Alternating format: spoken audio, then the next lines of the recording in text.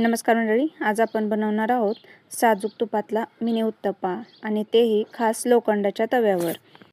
एका भांड्यात 1 वाटी पीठ घ्या, त्यामध्ये थोडं पाणी घालून छान असं मिक्स करून घ्या। त्यात थोडंसं मीठ घाला, पातळ कन्सिस्टन्सी ठेवा जेणेकरून उत्तप्पा स्पंज आणि क्रिस्पी होईल।